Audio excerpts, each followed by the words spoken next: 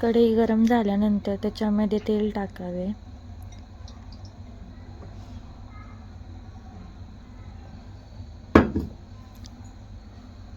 तेल थोडेसे गरम झाल्यावर त्याच्यामध्ये जिरे,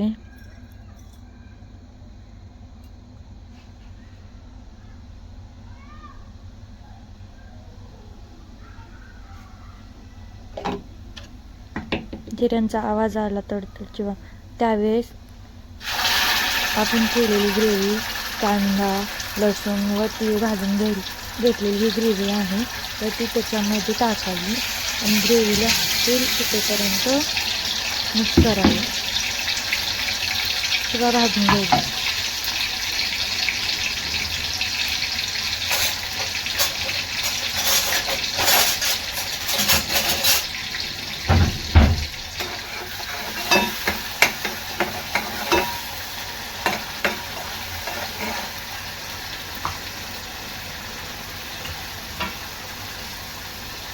त्याच्यामध्ये लाल मिरची पावडर 1 चम्मच,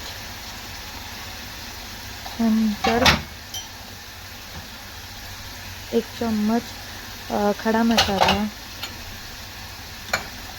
व 1 चम्मच कांदा लसूण मसाला व चवीनुसार मीठ टाकावे आणि ते सगळे एकजीव करून घ्यावे.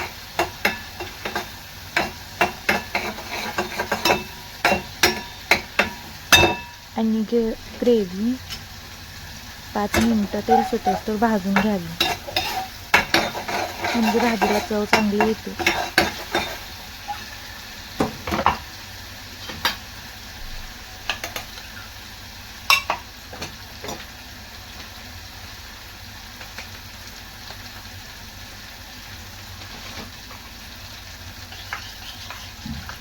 त्याच्यानंतर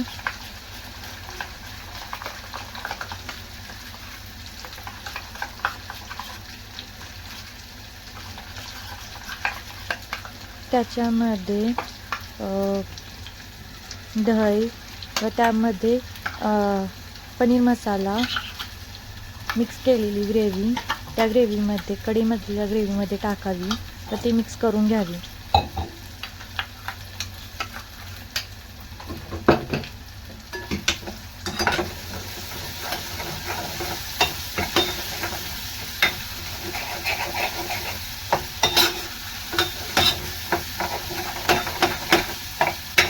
तो सर्व मसाला एकजीव होण्यासाठी मिक्स करून घ्यावे.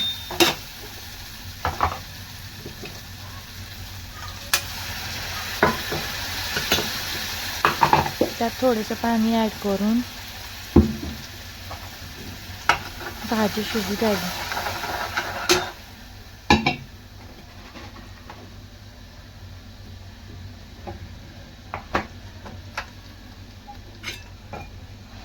नंतर एका फ्राय पॅनमध्ये मॅरिनेट केलेलं पनीर मॅरिनेट करण्यासाठी त्याच्यामध्ये हळद, पनीर मसाला व लाल तिखट आणि चवीनुसार मीठ टाकावे आणि ग्रेव्हीमध्ये पनीर मसाला ॲड करावा.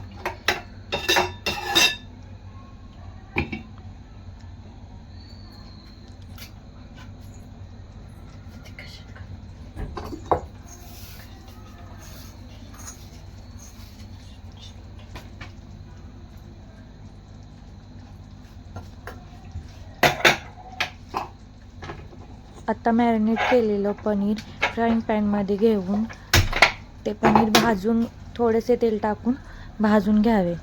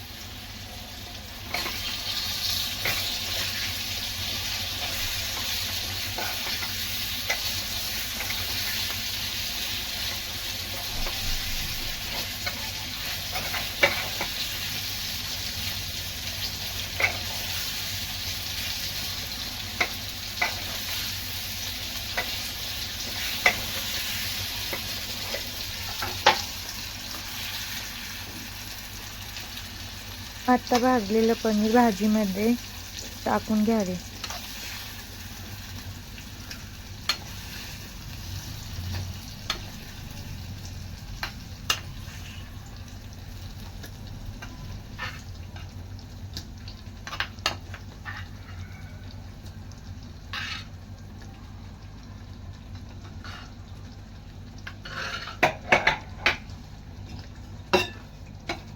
पनीर टाकून झाल्यावर ग्रेव्ही व पनीर एकत्रित एकजीव होण्यासाठी मिक्स करून घ्यावे.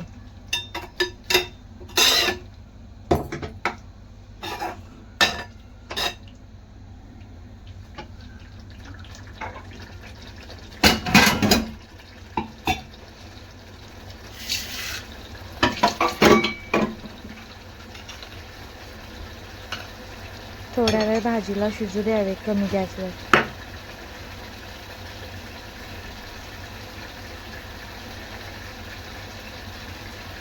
हा माझा फर्स्ट व्हिडिओ आहे.